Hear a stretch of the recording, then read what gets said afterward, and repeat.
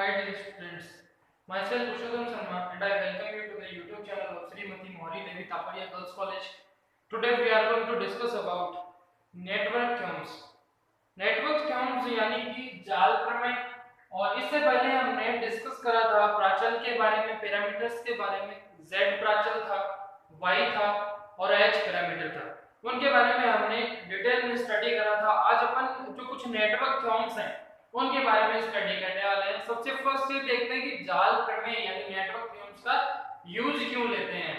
तो सबसे फर्स्ट हम ये देखेंगे कि जाल प्रमेय का यूज क्यों लिया गया।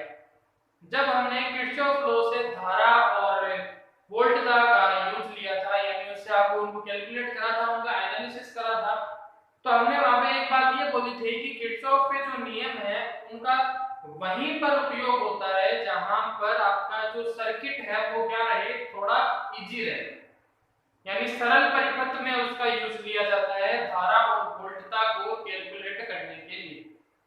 अब कई बार क्या होता है, जो अपने परिपथ है, सर्किट्स हैं, वो क्या हो जाते हैं, थोड़े टिपिकल हो जाते हैं, थोड़े जटिल हो जाते हैं, थोड़े कॉम्प्लेक्स हो जाते हैं। तो अगर अपने को उनको सॉल्व करना हो तो हमने बात करी थी कुछ स्टार और डेल्टा जो अपना सर्किट बनता है उसके बारे में, तो उसी का इसमें यूज होने वाला है। यानी कि अगर कोई ऐसा सर्किट जो काफी ज्यादा जटिल हो, काफी ज्यादा कॉम्प्लेक्स हो, अगर आपको वहां पर धारा और वोल्टताओं का मान निकालना हो, उनको कैलकुलेट करनी हो, उनकी वैल्यू, तो हम वहां पे किसका यूज लेते हैं, जाल प्रमेय का। क्यों यूज में लेते हैं, क्योंकि वहां पे किरचॉफ के जो नियम है वो अप्लाई नहीं होते हैं उसको सॉल्व करने के लिए, क्योंकि वो सिर्फ सरल परिपथ को सॉल्व करने के लिए यूज में आ सकते हैं। थोड़े ज्यादा जटिल परिपथ होते हैं उनके लिए अपने को जाल प्रमेय का यूज किया जाता है, नेटवर्क थ्योरम्स का यूज करना पड़ता है। जाल प्रमेय में काफी सारी डिफरेंट थ्योरम्स हैं, जिनके अंदर अपना सबसे फर्स्ट जो थ्योरम आती है वो आती है अध्यारोपण प्रमेय, यानी सुपरपोजिशन थ्योरम। सुपरपोजिशन थ्योरम के अंदर क्या होगा कि अपन सबसे फर्स्ट जो सर्किट है उसकी बात करते हैं। इस सर्किट में अपन क्या करने वाले हैं कि यहाँ पर अपने पास में तीन प्रति बाधाएं लगी हुई है, Z1, Z2, Z3। उसके बाद में यहाँ पर आपके पास में क्या अवेलेबल है, दो आपके पास जनित्र लगे हुए हैं जिनमें विद्युत वाहक बल E1 और E2 है। धाराएं इसमें I1 और I2 अपने पास में लगी हुई हैं, ठीक है। तो इसका मतलब इस सर्किट का यूज लेते हुए अपने को आगे बढ़ना है। उससे पहले हम अध्यारोपण प्रमेय यानी कि सुपरपोजिशन थ्योरम क्या होती है उसकी डेफिनेशन देख लेते हैं। इस प्रमेय के अनुसार यदि किसी रैखिक प्रतिबाधा के जाल में दो या दो से अधिक जनित्र जुड़े हों, दो जनित्र, एक और दो, तब वहां पे क्या होगा, उसके किसी बिंदु से किसी अवयव में प्रवाहित धारा का मान उन सब धाराओं के योग के बराबर होता है जो कि प्रत्येक जनित्र के कारण प्रवाहित होती हैं। यानी पर्टिकुलर एक जनित्र में से जो धाराएं प्रवाहित हो रही है वो उसमें जितने भी पॉइंट्स हैं उन सब पॉइंट्स पे जितनी धाराएं हैं उनके बीजीय योग के बराबर होगा, ठीक है। जबकि दूसरी जो आपके जनित्र है उनमें आंतरिक प्रतिबाधाएं द्वारा क्या कर दी जाती है, प्रतिस्थापित कर दी जाती है। यानी कि वहां पर सीधा सीधा सीन है कि आप अगर एक सिंगल E1 के द्वारा यानी सिंगल जनित्र के द्वारा अगर आप धाराओं का बात करते हैं तो जितनी भी एक अलग अलग पॉइंट्स के ऊपर धाराएं होंगी वो उन सब के योग के बराबर होगी। अब इसका थोड़ा सा प्रूफ देखते हैं कि ये प्रूफ क्या है। ये इसकी डेफिनेशन थी, अब अपन इसके प्रूफ के बारे में डिस्कस करने वाले हैं। ये प्रूफ कैसे कर सकते हैं कि जो हमने बोला वो किस तरीके से इसको सेट करेगा। दो जनित्र लिए हुए हैं जिनका विद्युत वाहक बल E1 E2 है, जाल में प्रतिस्थापित करने पर अपने पास में Z1 Z2 Z3 इसमें प्रतिबाधाएं यूज में ली गई हैं। यहाँ पे जो धाराएं बह रही हैं वो I1 और I2 है। I1 जो धारा बह रही है वो अपने फर्स्ट वाले लूप में बह रही है, I2 जो धारा है वो अपने सेकंड वाले लूप में बह रही है। लूप, पास और मेश ये क्या है, सारे एक ही तरीके के हो जाते हैं। अब आप इसके लिए बात करते हैं तो अपने को इन दोनों पास के लिए अलग अलग पास समीकरण बनानी पड़ेगी। वो जो पांच समीकरण बनी थी वो अपने कहां से बनी थी, हमने जब सर्किट एनालिसिस करा था तो सर्किट एनालिसिस के अंदर हमने दो तरीके की बात करी थी। एक हमने बात करी थी जिसके अंदर आप क्या करते हैं, इस एक बिंदु के ऊपर यानी संधि के ऊपर आप समीकरण बनाते हैं, और दूसरी आप इसकी बात करते हैं जब आप एक पास के अंदर समीकरण की बात करते हैं सर्किट एनालिसिस में। तो वहां पर अगर आप पास समीकरण बनाते हैं इसमें E1 और E2 के लिए, तो जो अपनी पास समीकरण बनेगी अपने दोनों पास के लिए, पहली वाली बनेगी E1 के लिए, दूसरी बनेगी E2 के लिए। अब अगर आप पहले लूप की बात करते हैं तो पहले लूप में क्या सीन है, I1 जो अपनी धारा है वो I1 धारा Z1 Z3 में से गुजर रही है, और Z3 का यहाँ पे ये सीन क्रिएट होता है कि Z3 के अंदर अपने I2 से धारा इसमें आ रही है। इसका मतलब Z3 दो धाराओं से घिरा हुआ है और जो Z1 है उसमें सिंगल I1 धारा बह रही है। तो जब आप इसकी बात करते हैं, सबसे फर्स्ट I1 की बात करेंगे तो हम वहां पे लिख सकते हैं कि ये Z1 और Z3 के कॉम्बिनेशन से बनता है यानी I1, फिर आएगा प्लस। अब जो अपना दूसरा लूप है, दूसरे लूप में हम ये देखते हैं कि जो अपना I2 है वो इधर से आ रहा है Z3 के अंदर, बात फर्स्ट लूप की कर रहे हैं, दूसरे लूप की I2 धारा इसके अंदर जा रही है, दैट मींस कि Z3 में I2 का भी यूज होगा। तो यहाँ पे अपन क्या करेंगे, Z3 I2 कर देंगे। यहाँ तक क्लियर होने के बाद डियर स्टूडेंट्स अपन आगे बात करेंगे अब अपने अगले वाले लूप की।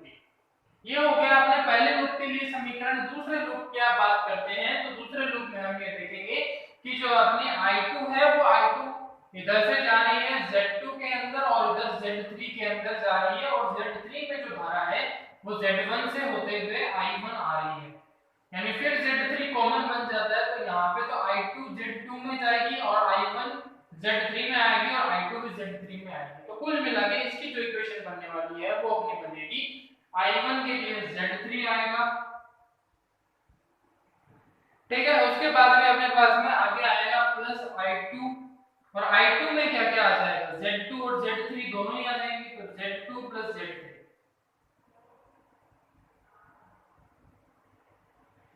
ये हो जाती है समीकरण नंबर अपनी 2।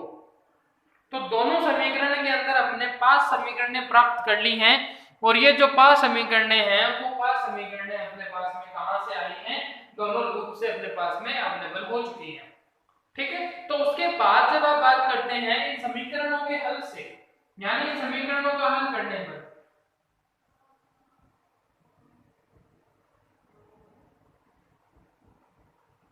अब इन इक्वेशंस को क्या करना है, हमने वो हल करना है।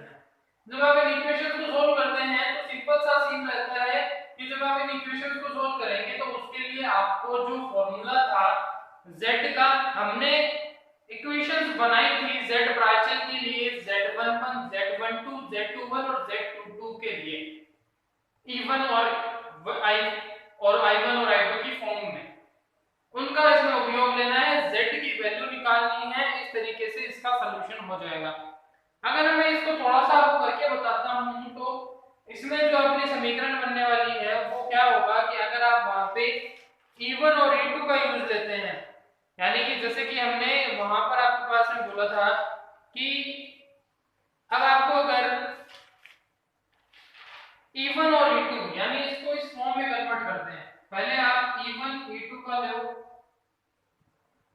आगे आ जाएगा बराबर में Z1 प्लस Z3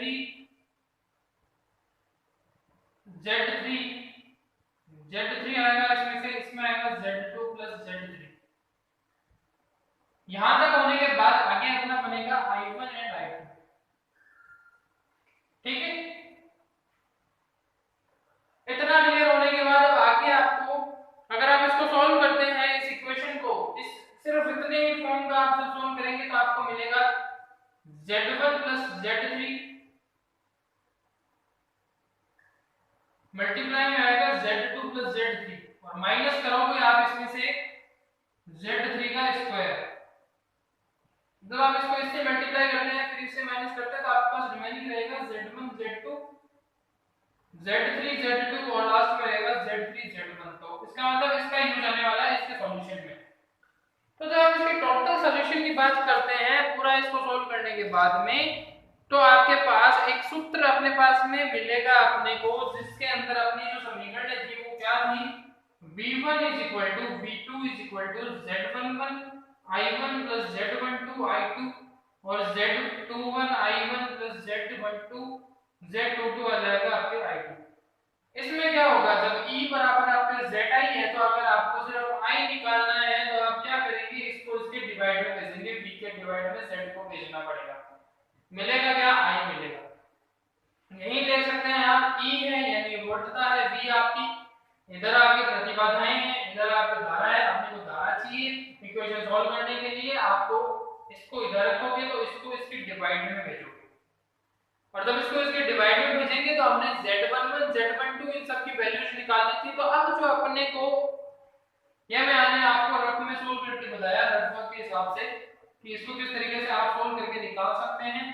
मेन अपनी जो इक्वेशन आएगी इनके सॉल्यूशन के हिसाब से, तो वो क्या आएगी डियर स्टूडेंट्स, वो कुछ इस तरीके से होंगी कि अपने को I1 और I2 की वैल्यू निकालनी है। तो सबसे फर्स्ट कौन सी आएगी, I1 आएगी। तो I1 के लिए अपने पास आएगा I1 is equal to Z1 plus Z3, Z1 plus Z3 divide में आपका आ जाएगा जो अभी यहाँ पे हमने लिखा था Z1 Z2 plus Z12 Z2 Z3 plus Z3 Z1, plus में आपके पास आएगा फिर ये आगे वाली आ जाएगी Z3 डिवाइड में यही आएगा Z1 Z2 plus Z2 Z3 और Z3 Z1।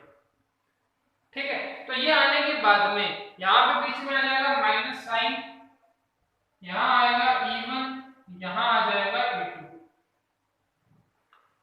ये अपने पास में इक्वेशन बनेगी यहाँ पे। तो जब ये इक्वेशन बनेगी तो ये इक्वेशन आई किससे, E बराबर में क्या था, V और मल्टीप्लाई में I था, E बराबर मल्टीप्लाई में प्रतिबाधा और मल्टीप्लाई में I था, सॉरी Z था वहां पे। तो जब उससे आपको I निकालना होगा तो Z का डिवाइड करो, Z का डिवाइड करोगे किसमें, E में। तो जब आप इसको डिवाइड करते हैं तो ये उल्टा करोगे। अब अपने पास में एक फॉर्मूला होता है जो इसके पहले आ चुका है, जिसमें आपको I का अगर मान निकालना हो तो आप क्या करते हैं, जो आपके वोल्टता है उसमें प्रतिबाधाओं के मान का डिवाइड कर देते हैं। उसी तरीके से ये अपने पास में कंबाइंड इक्वेशन आई है, तो इसको मैं बोल दूंगा इक्वेशन नंबर 3। आगे मुझे कौन सी फॉर्म में चाहिए, अपने को I2 के फॉर्म में इक्वेशन चाहिए। I2 क्या आएगा,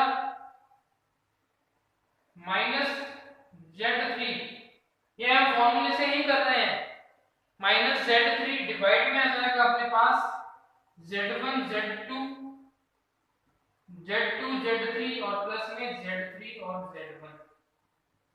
ठीक है, फिर अपने पास आएगा आगे प्लस Z1 प्लस Z3,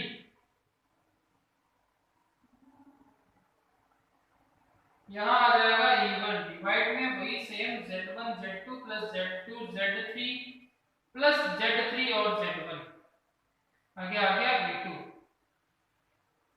ये आ जाएगी इक्वेशन नंबर 4। यहां तक अपने क्लियर होने के बाद में कि अपने इसमें I1 और I2 की वैल्यू आ चुकी है।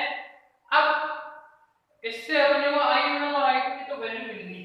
अब आगे इसमें क्या सीन रहेगा कि हम इसमें जो वैल्यू निकालते हैं उसमें हम एक बात ये बोल सकते हैं कि जो अपनी प्रतिबाधाएं हैं उन प्रतिबाधाओं के अंदर हम यहाँ पे क्या बोलेंगे कि हमने यहाँ पे दो जनित्र यूज में लिए, एक ये लिया, दूसरा हमने ये यहाँ पे यूज लिया।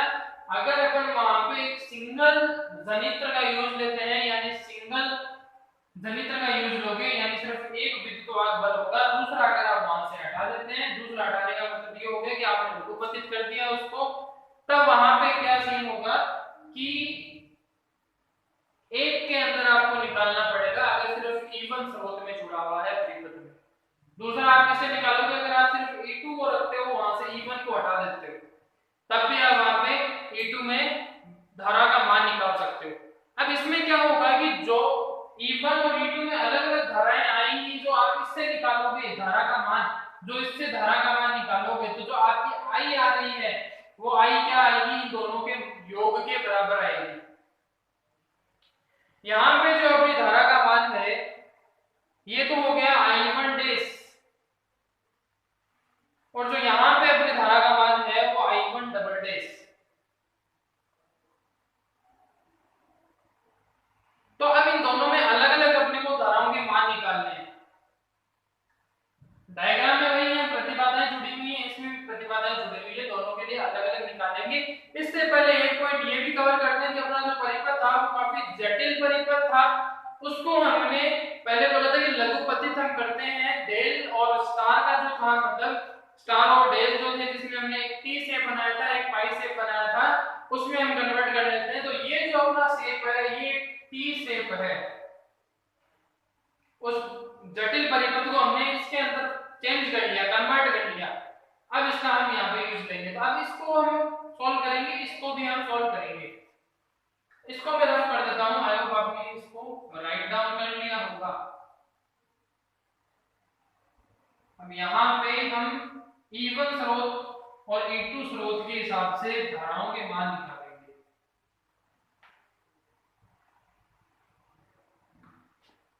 तो जब आप ये बोलते हैं कि जो अपना परिपथ है उसमें अगर सिर्फ E1 हो, यदि परिपथ में E1 हो, जब परिपथ में सिर्फ E1 है, दैट मींस कि हम इस डायग्राम की बात कर रहे हैं, और जब इस डायग्राम की बात कर रहे हैं तो वहां पे E2 अवेलेबल नहीं है, इसलिए वहां पे जो अपने पास में सिर्फ एक I1 का ही यूज होगा। I1 डैश जो अपनी धारा जा रही है उसमें इस परिपथ के अंदर, वहां पे आपको क्या निकालना है, मान निकालना है किसका, धारा का। वो किस तरीके से आएगा, यानी कि आपकी जो विद्युत वाहक बल है उसमें डिवाइड कर दो Z के मान का, वो Z का मान होगा Z1, ये सिंगल है, आगे वाला उसमें यूज हो जाएगा, तो Z1 plus Z2 Z3 upon में आ जाएगा Z2 प्लस Z3। इसका मान इस तरीके से आता है कि जिसमें आप E1 क्या करते हो, E1 अपॉन R1 प्लस आप R2 R3 upon R1 R2 plus R3 ऐसे कर देते हो, यानी कि अगर आपके लूप के अंदर एक प्रतिरोध है वो, उसके साथ में आपके जो दो रिमेनिंग रह जाते हैं, ये तो जिसमें विद्युत वाहक बल जा रहा है वो आ जाएगा, और जिसके अंदर आपका कोई विद्युत वाहक बल नहीं जुड़ा हुआ लूप की दूसरी साइड में, वो इसमें कंबाइन हो जाता है। तो ये इस तरीके का सूत्र होता है जो हम यूज ले रहे हैं यहाँ पे, जो पीछे आपके टॉपिक्स में आ चुका है वो आप देखेंगे तो आपको ये और बेटर वे में क्लियर हो जाएगा। अभी हम अपन यहाँ पे अध्यारोपण प्रमेय की बात कर रहे हैं, ठीक है। तो अब यहाँ पे Z2 Z3 और Z2 प्लस Z3 आ गया।